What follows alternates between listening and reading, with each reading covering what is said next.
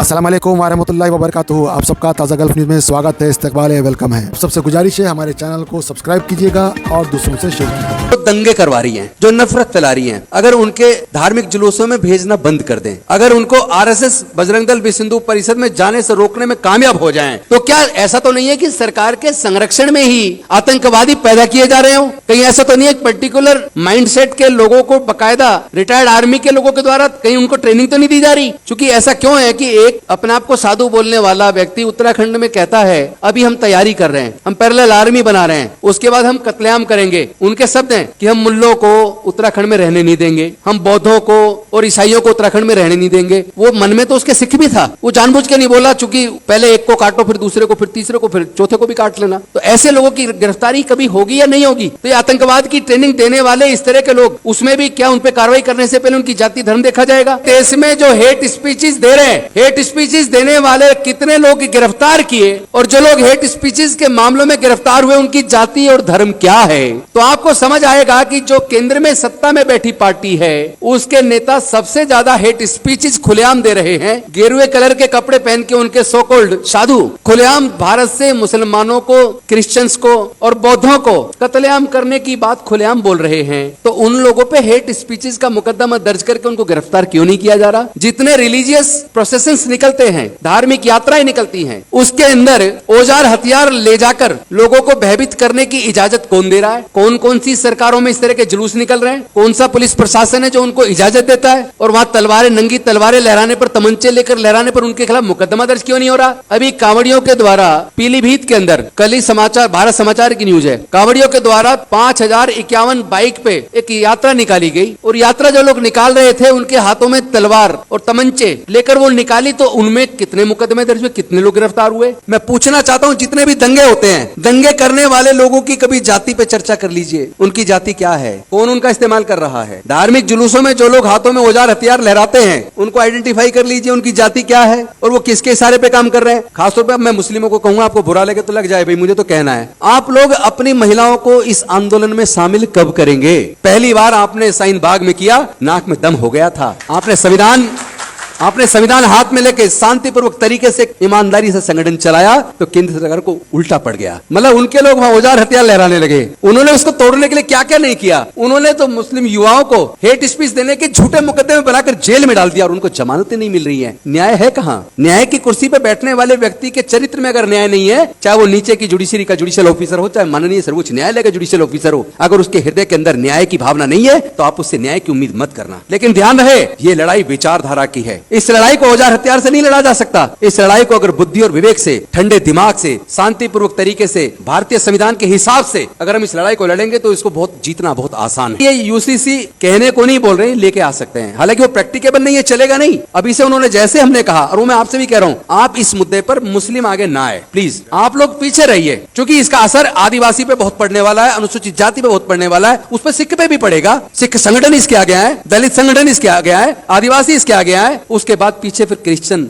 और मुस्लिम भी पीछे आए। लगना चाहिए कि पूरे देश के लोग नहीं चाहते। क्या आप पगड़ी पहनने पे बैन लगा दोगे? आप हिजाब पे लगा रहे हो, अब पगड़ी पे भी कल को बैन लगाओगे। परसों आप महिलाओं को कहोगे कि आप जींस नहीं पहनेंगी, आप स्कर्ट नहीं पहनेंगी। यानी आपके मन में जो है एक एक करके आप सारी चीजें लागू करोगे, यानी कि देश से संविधान को खत्म करके आप देश में मनुस्मृति लागू करोगे। और जिस दिन देश में मनुस्मृति लागू हो जाएगी, फिर से इस देश के शुद्ध और अछूत जिसकी संख्या लगभग 90% है, उनके पढ़ने लिखने पर फिर से बंदिश लग जाएगी, जैसा लगभग 2-2.5 हजार साल तक लगी रही। फिर से उनके व्यापार करने पर धार्मिक बंदिश लग जाएगी, फिर से उनके संपत्ति रखने पर बंदिश लग जाएगी। तो ये कोई छोटा मोटा मुद्दा नहीं है। ये जो सोचते हैं वो बड़ी चालाकी से उसको लागू कर रहे हैं। इन पे मेजोरिटी हो या ना हो, फिर भी उसको लागू करने में कामयाब हो रहे हैं, क्योंकि इसमें हम लोग की कुछ गलतियां हैं। उन्होंने जब वो अभी कल आपने संसद में बहस सुनी होगी, जिसमें देश के माननीय गृह मंत्री जी कह रहे हैं कि राज्यों पे चीज लागू नहीं हो सकती, केंद्र शासित प्रदेश पे तो फैसला लेने का अधिकार संसद को है, लेकिन राज्यों के मामलों में नहीं ले सकते। मैं पूछना चाहता हूं, जम्मू एंड कश्मीर को आपने यूटी बनाया ना, तो तब पूरे देश की पार्टियां चुप क्यों रही? तब विरोध क्यों नहीं किया? आपने क्यों नहीं सोचा कि अगर वो जे&के को यूटी बना सकते हैं तो किसी भी राज्य को वो इसी तरह अध्यादेश लाकर यूटी बना सकते। लेकिन इसके लिए जरूरत है पहले तो समस्या को समझने की। अगर समस्या को ढंग से समझेंगे नहीं तो उसका इलाज करना आसान नहीं होगा। दर्द आपका भी है एक, हमारा भी वही दर्द है,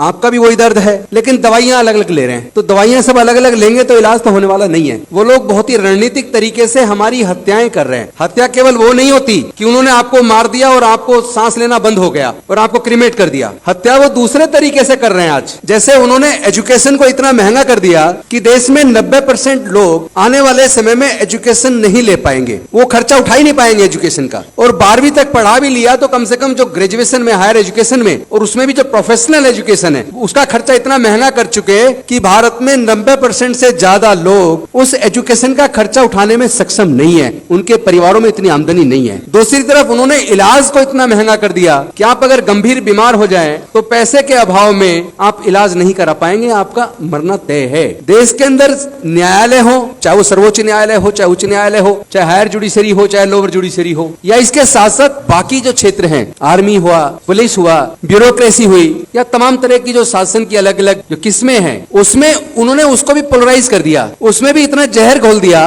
कि वहां भी आपको न्याय देने से पहले आपकी जाति और धर्म को देखा जाता है। अगर न्याय देने वाला व्यक्ति, न्याय केवल कोर्ट के माध्यम से नहीं होता बल्कि प्रशासन के माध्यम से भी न्याय होता है, तो न्याय देने वाला व्यक्ति अगर मन में यह तय कर ले कि मुझे न्याय केवल पर्टिकुलर धर्म में से भी पर्टिकुलर जातियों को देना है, इसका मतलब वो केवल 12% लोगों को सब कुछ देना चाहते हैं। देश के प्राकृतिक संसाधनों पर भी 10 से 12% लोगों का कब्जा है, देश की हाई कोर्ट, सुप्रीम कोर्ट पर भी 12% का कब्जा है, देश के सारे संसाधनों पर 12% का कब्जा है। और उसमें भी सबसे खतरनाक बात तो ये हो रही है, जब लोग चारों तरफ से थक जाते हैं तो फिर वो कोर्ट का सहारा लेते हैं। पिछले दिनों मेरे ख्याल मार्च के महीने में माननीय सर्वोच्च न्यायालय के द्वारा एक जजमेंट आया कि कोई भी अगर हेट स्पीच देता है तो केंद्र सरकार व राज्य सरकारों की और पुलिस की जिम्मेदारी है कि हेट स्पीच देने वाले लोगों के खिलाफ मुकदमा दर्ज करके उनको गिरफ्तार करें। पहले तो मैं ये पूछना चाहता हूं इस राउंड टेबल कॉन्फ्रेंस के माध्यम से, क्योंकि आज के डिस्कशन को लिपिबद्ध करके देश के राष्ट्रपति जी के पास भी भेजा जाए, देश के प्रधानमंत्री जी के पास भी भेजा जाए और उनसे पूछा जाए कि सर्वोच्च न्यायालय के इस जजमेंट को आज तक लागू क्यों नहीं किया गया।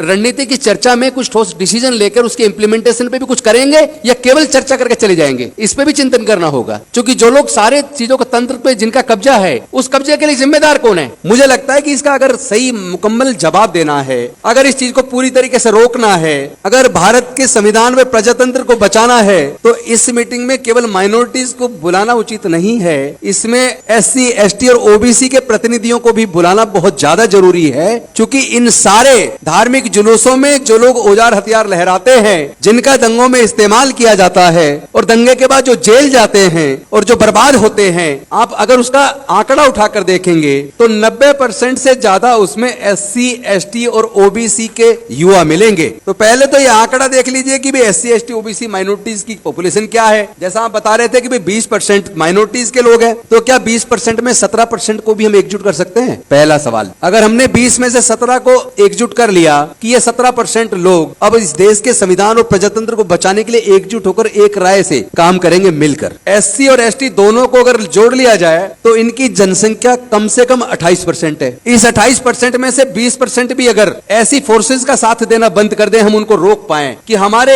SC, ST, OBC के बच्चे, अगर ये SC और ST के 28% बच्चे या पूरी पॉपुलेशन का 28% में से अगर हम 20% को भी उन सनातन फोर्सेस को जो दंगे करवा रही हैं, जो नफरत फैला रही हैं, अगर उनके धार्मिक जुलूसों में भेजना बंद कर दें, अगर उनको RSS, बजरंग दल, विश्व हिंदू परिषद में जाने से रोकने में कामयाब हो जाएं, और OBC की जनसंख्या अदर देन मुस्लिम OBC वो तकरीबन 42% है, अगर उस 42% को में से हम आधे को भी रोकने में कामयाब हो जाए, 21% को भी, तो आपको पता लगेगा कि ये RSS, बजरंग दल, विश्व हिंदू परिषद की नफरत की दुकानें बंद हो जाएंगी, वो चलेगी नहीं। क्योंकि कहीं भी आप देखिएगा दंगे में इनके नेता, जिनके बच्चे विदेशों में पढ़ रहे हैं या फिर भारत की बड़ी यूनिवर्सिटीज में पढ़ रहे हैं, वो बच्चे कभी दंगों में इस्तेमाल नहीं होते, वो बच्चे कभी धार्मिक जुलूसों में भी नहीं जाते, ना इनके नेताओं के जाते, ना इनके अफसरों के जाते, ना इनके व्यापारियों के जाते। तो जिस दिन इनके धार्मिक जुलूसों में, इनकी RSS, बजरंग दल, विश्व हिंदू परिषद में, RSS के अंदर, इनके तीनों संगठनों के अंदर SC, ST और OBC के लोग जाना बंद कर देंगे, उस दिन इनकी नफरत की दुकान मैं गारंटी के साथ कह सकता हूं बंद हो जाएगी। हम लोग उन पे काम करने की बजाय कि उनको कैसे सुधारें, जो लोग उत्पीड़न कर रहे हैं, उस पे काम करने की बजाय हम लोग इस पे काम करें। आप आज ही इस राउंड टेबल कॉन्फ्रेंस में संकल्प कीजिए कि अगर मुस्लिम के साथ जुल्म होगा तो सिख भी, दलित भी, आदिवासी भी, पिछड़ा भी, सब लोग उनके साथ खड़े होंगे। उसी तरह अगर दलित के साथ हो या आदिवासी के साथ हो तो उसका विरोध भी हम सब लोग मिलकर एकजुट होकर, ये टीम जो आज इस सभागार में बैठी है, अगर ये टीम के लोग ही ये संकल्प ले लें कि हम दिल्ली में भी और पूरे देश के गांव गांव में इस मूवमेंट को, इस मुहिम को और आज की इस राउंड टेबल कॉन्फ्रेंस के मुद्दों को घर घर तक पहुंचाने का संकल्प लेते हैं, मैं दावे के साथ कह सकता हूं 2024 में यह संविधान विरोधी तानाशाही नफरत फैलाने वाली सरकार दफन हो जाएगी। आज दिल्ली के लोग उम्मीद ना करें कि आप किसी को भविष्य में चुनेंगे और वो वादा जो आपसे करेगा उसको लागू कर पाएगा, क्योंकि जब पूरी पावर उन्होंने दे दी मतलब होम मिनिस्ट्री को, उपराज्यपाल के माध्यम से होम मिनिस्ट्री सारे फैसले लेगी, तो दिल्ली में भी कोई चुना हुआ कोई मुख्यमंत्री बन जाए, मंत्री बन जाए, उनकी कोई वैल्यू नहीं है, वो कोई निर्णय नहीं ले पाएंगे। तो ये किसी भी राज्य के साथ हो सकता है, इसलिए हमें भारत के संविधान को ध्यान में रख के और भारत के संविधान को कैसे मजबूती से लागू करवाएं, इस पे एक राय बनाकर आज कुछ एजेंडे आप तय कीजिए और उसके साथ फिर ये भी तय कीजिए कि हम सब लोग अलग अलग धर्म के और जाति के लोग अपने समाज के अंदर नुक्कड़ मीटिंग लें अपनी कॉलोनियों में, गांव में, बस्तियों में, और वहां इस आज के एजेंडे को वहां भी चर्चा करें ताकि उनको पता तो चले। आप और हम यहाँ एक दूसरे को भाषण देके चले जाए और आपके और हमारे बच्चे वहां गली में मतलब नशा कर रहे हैं या कोई गलत काम में इन्वॉल्व है या अपराध में इन्वॉल्व है और पढ़ने लिखने पे ध्यान ही नहीं दे रहे, तो बर्बादी का कारण हम भी है ना। हम कौन सा अपने बच्चों के भविष्य पे गंभीरतापूर्वक सोच रहे हैं कि हमारा बच्चा पढ़ने क्यों नहीं जाता, हमारा बच्चा गुंडों के साथ क्यों घूम रहा है, हमारा बच्चा नशा क्यों कर रहा है। मतलब हम लोग काफी हद तक खुद जिम्मेदार हैं, तो अपनी जिम्मेदारी, अपनी गलती को दूसरे पे ना डालें, लेकिन साथ ही साथ जो दूसरे लोग हमारे बच्चों का इस्तेमाल करके, SC ST OBC का इस्तेमाल करके हमारे ही बच्चों का गला काट रहे हैं, हमारी हत्याएं कर रहे हैं। हत्या जैसे मैंने पहले बताया, हत्या केवल ये नहीं है कि आपको गला काट दिया, गोली मार दिया, मर गए। हत्या ये भी है जब आप पढ़ाई लिखाई आपको मिलेगी नहीं, रोजगार आपको मिलेगा नहीं, 10-20 किलो अनाज मिलेगा ताकि आप जिंदा रहें, तो वो भी बने के समान है, वो कोई जिंदे के समान नहीं है। इन्हीं शब्दों के साथ मैं धन्यवाद करता हूं और साथ में निवेदन करता हूं कि प्लीज अब तो कम से कम एकजुट हो जाओ। मैं पहले सुना करता था लोग, कई बार मैंने किसी शायर ने लिखा, लोग टूट जाते हैं एक घर बनाने में, कुछ लोग तरस नहीं खाते बस्तियां जलाने में। मैं उसकी लाइन को थोड़ा सा बदल रहा हूं, लोग टूट जाते हैं एक घर बनाने में, लेकिन अब सरकारें तरस नहीं खा रही बुलडोजर चलाकर लोग के घर गिराने में। अरे सोच के देखो, एक मकान बनाने के में कितना पैसा लगता है। अगर बड़ी बिल्डिंग बनाओ तो करोड़ों रुपए लगता है, छोटी बिल्डिंग बनाओ तो लाखों रुपए लगता है, और आप सीधा बुलडोजर चला के उसके मकान को ध्वस्त कर देते हैं। कभी सोचा उसका मकान फिर कभी बनेगा नहीं बनेगा? आप तो बर्बाद कर रहे हो। ये मतलब एक माइंड सेट है, ये केवल छोटा मोटा नफरत नहीं है, ये आपको जड़ से खत्म कर रहे हैं। और आप अभी हवा में चर्चा कर रहे हो, जमीन पे उतरने की जरूरत। हम लड़ेंगे, हम जीतेंगे। होके मायूस नायूस शाम से ढलते रहिए, जिंदगी भोर है, सूरज से निकलते रहिए, एक ही पांव पे ठहरोगे तो थक जाओगे, धीरे धीरे ही सही राह पे चलते रहिए। बहुत बहुत धन्यवाद। जय भीम। या अय्युहल्लज़ीना आमनू हल अदुल्लुकुम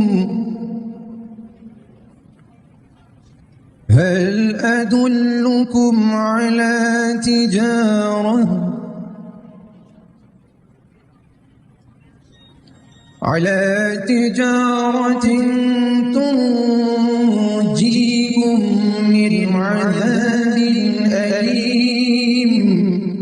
दोस्तों, कुरान शरीफ को सीख के पढ़ना हर मुसलमान के ऊपर फर्ज है। इसको सीखना, खबर में जाने तक अगर टाइम मिले तो जरूर सीखना चाहिए, क्योंकि अल्लाह का कलाम है, अल्लाह ताला बंदों से फरमा रहा है। लिहाजा क्या अल्लाह ताला फरमा रहा है, ऐसा क्या है कुरान शरीफ में, हमको सोच समझ के देखे पढ़ना, और पढ़ने के साथ साथ हमको उसके ऊपर प्रैक्टिस करना है, तब हम सही जाके मुसलमान बन सके। वरना हम खाली पीली के जो है खाली नाम के मुसलमान रहेंगे, और कुरान शरीफ में क्या लिखा हुआ है, अल्लाह हमसे क्या फरमा रहा, कभी हमको पता नहीं चलेगा। आप जब पढ़ेंगे, समझेंगे, तो आपको एक मजा आएगा। और एक अजीब बात यह है कि जो आदमी जितनी मोहब्बत से पढ़ता है, उसको अल्लाह ताला उतने खजाने खोल के दिखा देता है, उतना विजन उसको नसीब होता है। बहुत सारे लोग गरीब रहते हैं, लेकिन जब कुरान शरीफ पढ़ते हैं तो अल्लाह ताला उन्हें अमीर कर देता है। बहुत सारे लोग परेशान होते हैं, कुरान शरीफ जब पढ़ते हैं तो अल्लाह उनकी परेशानियां दूर कर देता है। बहुत सारे लोगों का अजाब कुरान शरीफ पढ़ने की वजह से खत्म होता है। आप लोगों से गुजारिश की जाती है, यहाँ पे जो दिखाए गए नंबर्स के ऊपर इनको कांटेक्ट करें, चाहे आप इंडिया में हो या पाकिस्तान में हो या सऊदी में हो या यूके में हो या USA में हो या गल्फ में कहीं भी हो, किसी दुनिया के किसी भी खिते में हो, आप लोगों से गुजारिश की जाती है कि आप लोग भी अगर पढ़ाना चाह रहे हैं तो मुझे नंबर दे, मैं अपने चैनल के ऊपर फ्री ऑफ कॉस्ट प्रचार करता हूँ। दूसरी बात, अगर कोई पढ़ना चाहता है तो याद रखिए, अगर आप इंडिया के है तो इंडिया का नंबर है, पाकिस्तान के है तो पाकिस्तान का नंबर है, यूके के है तो यूके का नंबर है, गल्फ के है तो गल्फ का नंबर है। किसी से ही पढ़ ले, पर्देदार ख्वातीन भी पढ़ा रही है, मर्द हज़रात भी पढ़ा रहे हैं। आपको पढ़ना है, आप हो या मैं हो,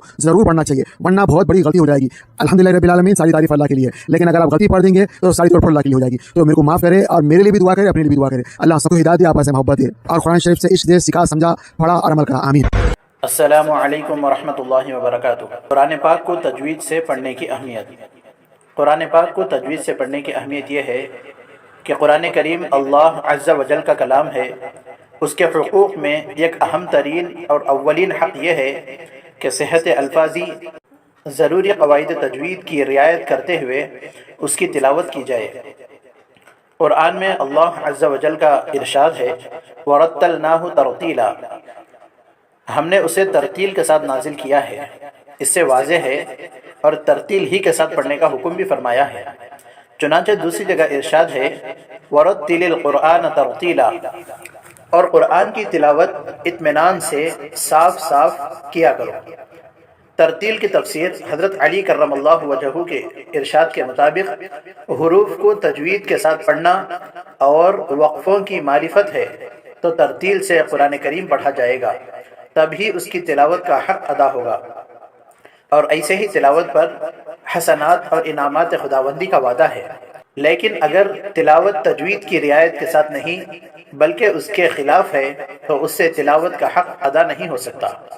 हदीस पाक के अंदर यूँ आता है ज़य्यिनुल कुरआन बिअस्वातिकुम, तर्जमा अपनी आवाज़ से कुरान को मुज़य्यन करो। वहस्सिनुल कुरआन बिअस्वातिकुम फ़इन्नस्सौतल हसन यज़ीदुल कुरआन हुस्नन, अच्छी आवाज़ से कुरान को पढ़ो क्योंकि अच्छी आवाज़ कुरान करीम के हुस्न को बढ़ा देती है।